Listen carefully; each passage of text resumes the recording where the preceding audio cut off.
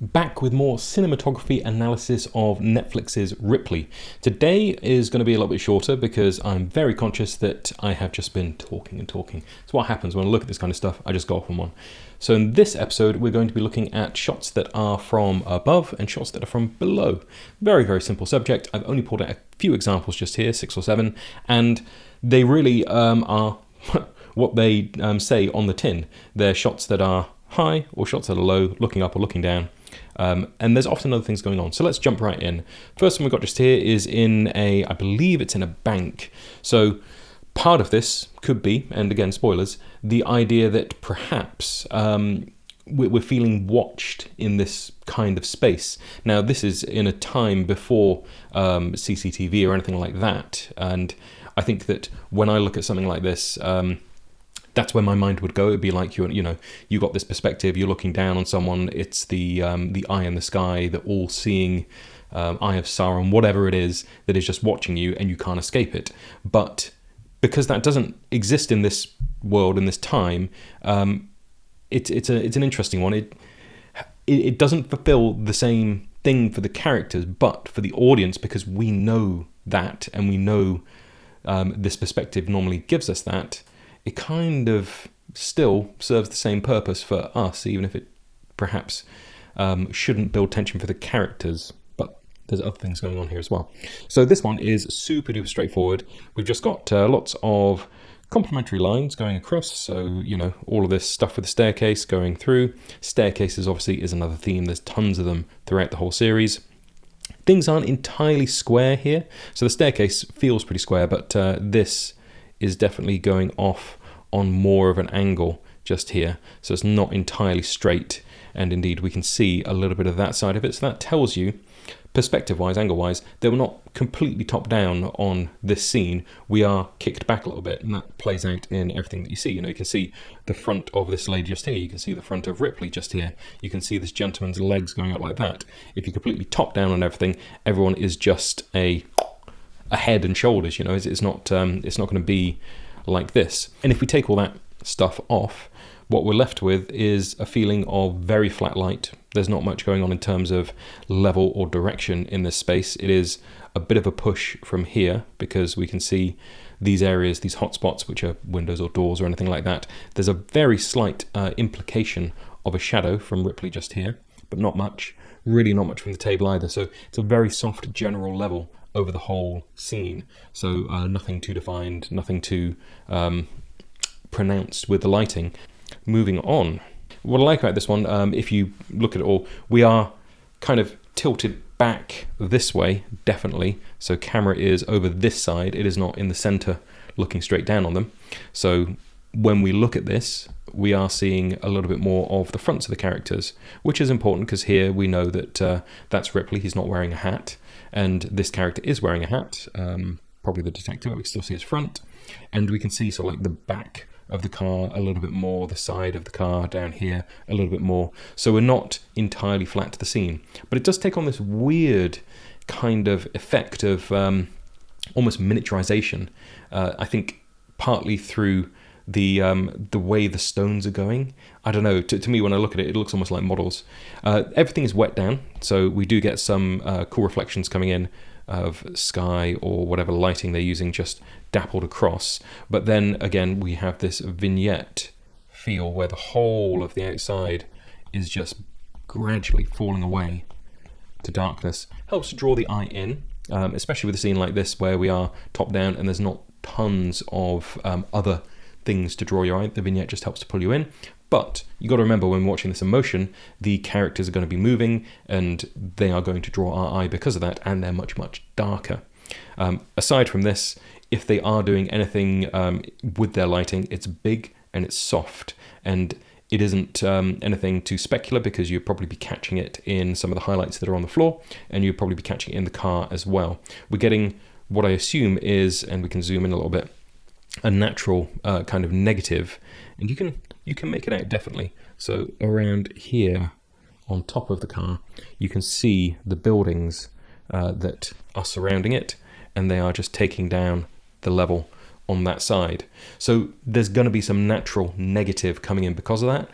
It's a very wide shot. a series, a prestige series, which has the budget, I wouldn't put it past them being able to bring in a huge fly swatter to take down level if they needed to. But because this is an overhead, I do feel more like there's a little bit of vignetting in post, there's the natural fall off from the buildings around, and then everything else kind of is just doing what it does, and they pick their time for it, because it wouldn't be incredibly efficient to try and sculpt this too much, I don't think. But then every shot in this is so sculpted, so perhaps, who knows. Moving on. Now we get into something which has a little bit more going on with the lighting, which is nice, and also has perhaps a little bit more structure to it. It's following the same format, so the camera is back this way, kind of angled, not completely straight down this this stairwell. We have tons of lines to chat about just here, and obviously this theme of staircases and going up and going down and diverging and looking down alleys and up flights of stairs is, yeah, pervades the whole series. So structurally, we've obviously got this very satisfying sort of, I'm going to say snail effect of everything going gradually down and spiraling down and spiraling down and spiraling down until we hit the things that we're meant to be looking at. So you get this kind of drawing in of the eye to that point.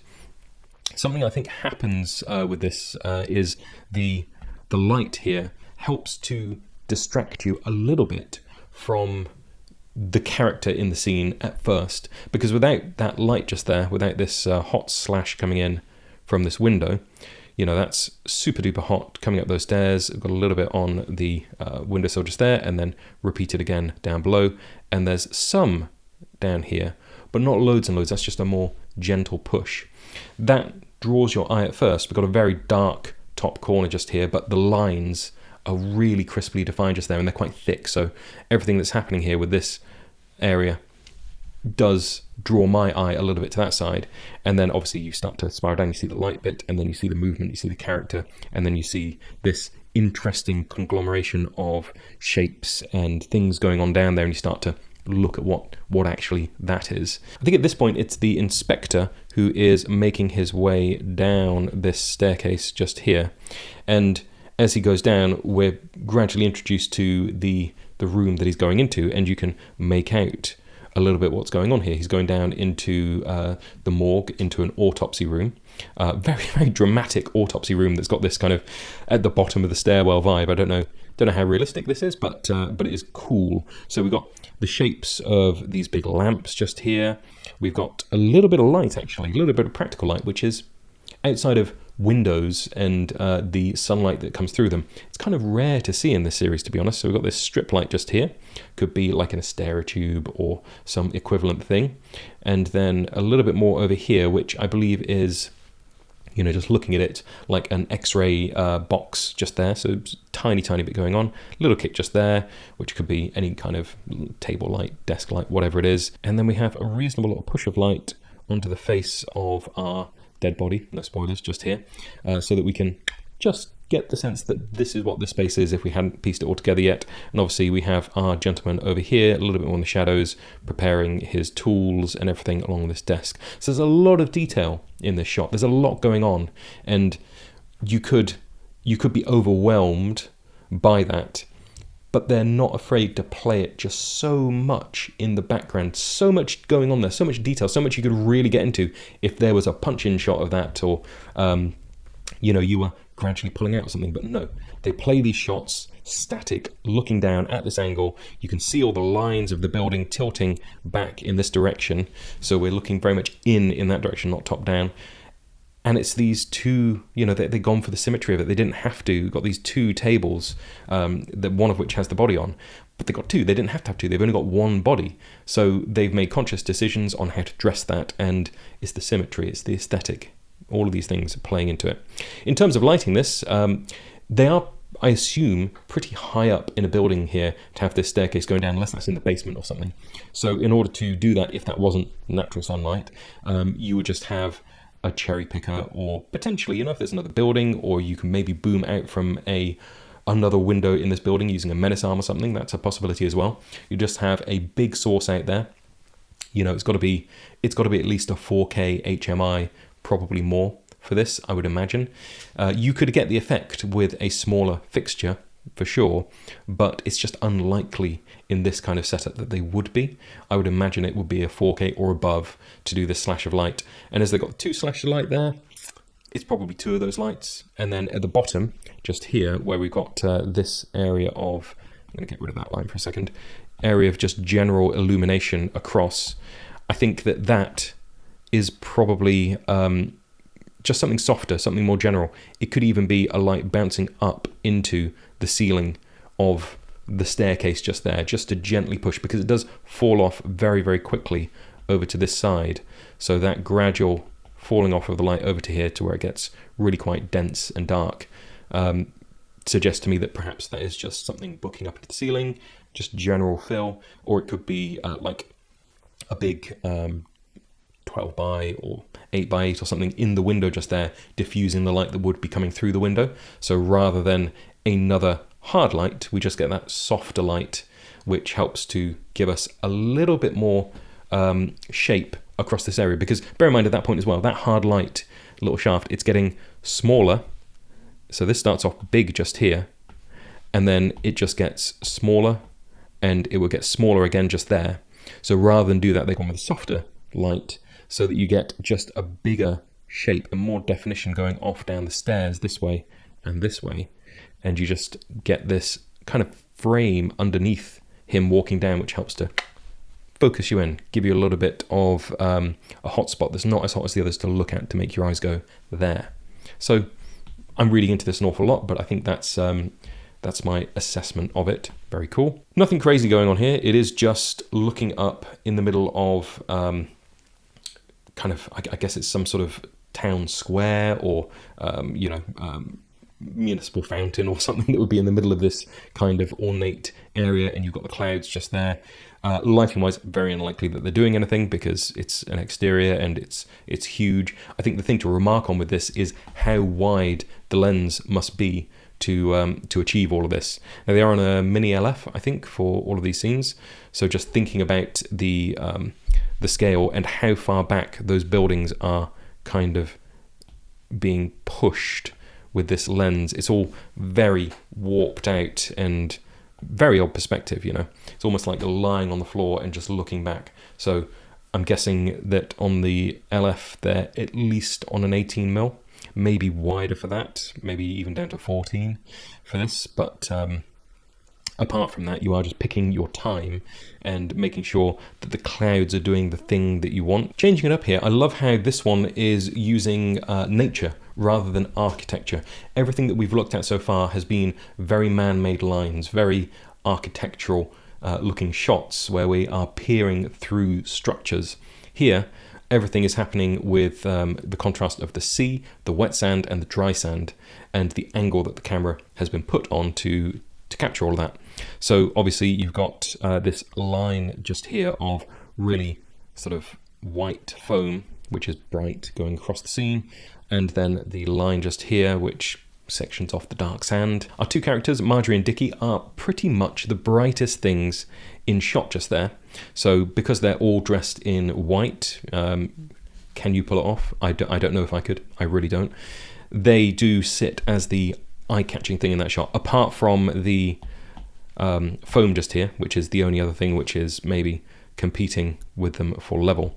You've just got them pinging, and the way that the light's coming in, you can just see the push in that direction, and then they've got the shadow on this side.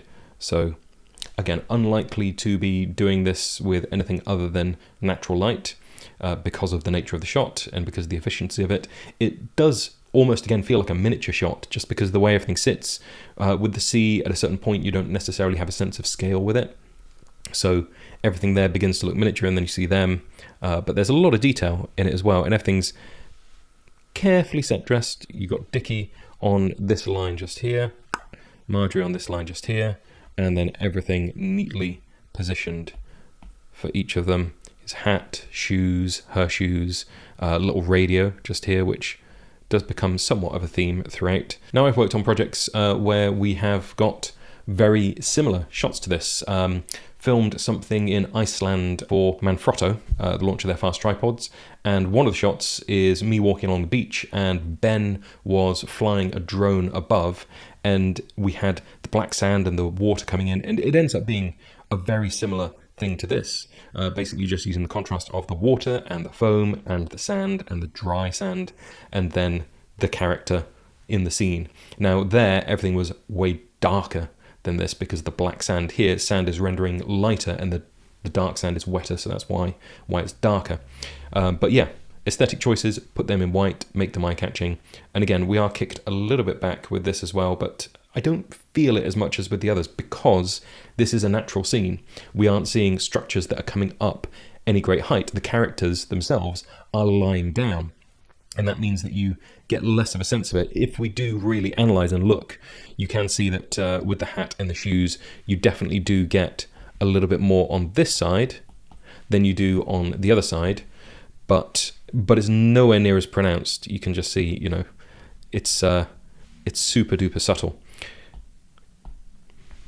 You can just see on this side of his hat, it's definitely sitting this way, but far more subtle because we don't have those architectural lines, we don't have anything with great height in there, and the characters are lying down. So super simple, nice shot. Diving right back into the man-made and the architecture, this is the opposite of what we looked at before. It is a smaller stairwell. There's a little bit more of a graceful curve to it, but we do have these hard cuts as well. Now this feels like it's on a really wide lens because if you look at the bottom of the frame just here, all of these bits of the banister are splaying out from the center there. So you just get that feeling that you're very close to them.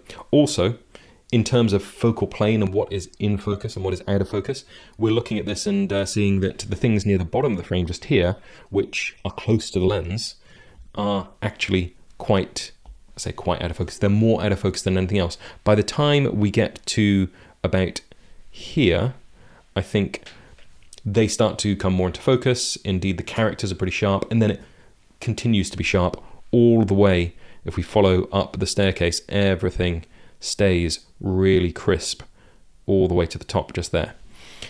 Light, we kind of have almost a zone system because of the way this is structured. So we've got the darkest things closest to the camera just here, and then as we step through, you know, we've got really dense dark down here and all of this crusty stuff down here, dark over this side with different patches. I'm going to take off the banister rails so we can more properly see everything. The next area just here, kind of this block of ceiling is nice and dark, but then as that curves off, it starts to get lighter and lighter, and as you go up, everything just increases in intensity till we get to this skylight, whatever it is at the top. Could be just an LED map, who knows.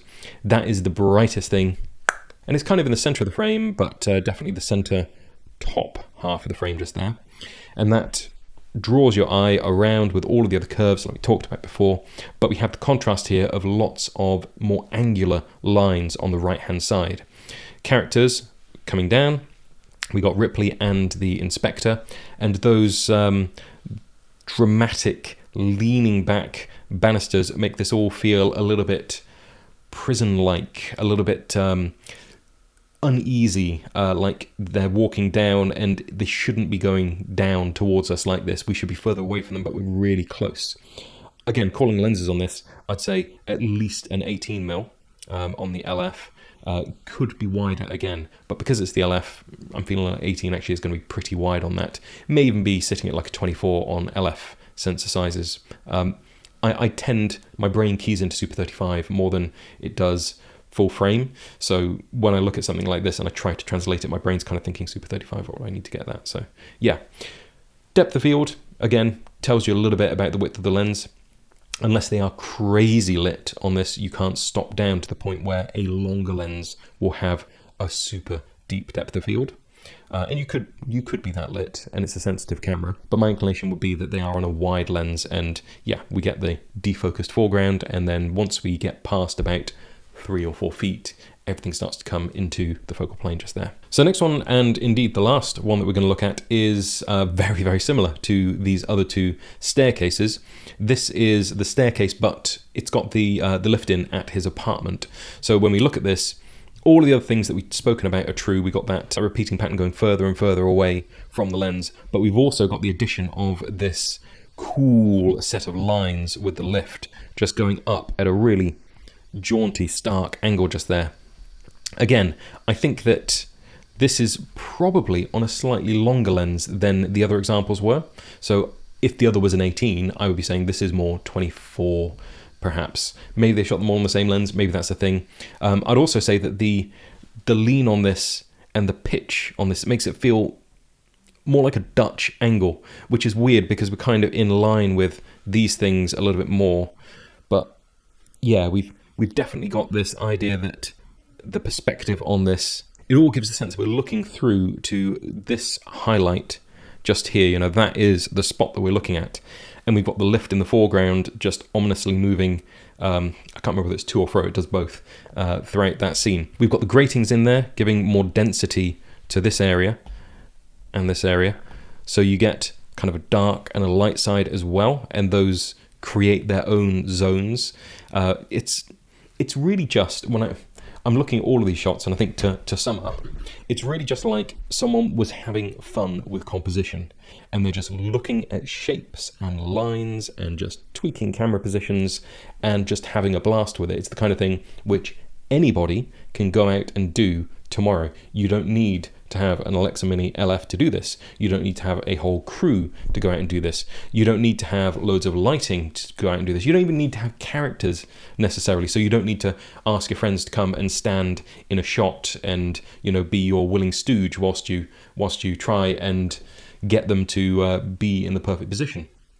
Just find a staircase. It doesn't have to look good. It can be kind of gnarly, and frame it up. You know, look at it from above, look at it from below. The threshold for entry for these shots is so low that it was one of the reasons they feel familiar. These are very well done. They're very well thought out. There are other things going into this which make it really cool, like where the character's standing, the set dressing in that autopsy scene. You know, there's a lot that's going into it, but on the most basic level, it's the stuff which we see all the time when people get their hands on a camera and they want to go out and they want to try composing cool shots. They often do these kind of things. You could go out and do it on your iPhone. You can get the super wide angle. You can do the more telephoto ones if you want your more planimetric lines. Experiment with leaning them one way or the other, or trying to get perfectly in the center of everything so everything goes to a single central vanishing point. I think that's one of the things stylistically that, looking at all of these shots, it's interesting. The vanishing point isn't bang in the center of the frame. It's often biased to the bottom or biased to the top. So they aren't perfectly lined up. So when you're going out and you're trying this, have a go, try different angles. You know, maybe you're trying to put it to the top, maybe you're trying to put it to the bottom. Maybe you're trying to make a load of negative space and have your vanishing point off to the top left-hand side. It is a lot of fun to play with, and if they can do it, you can do it.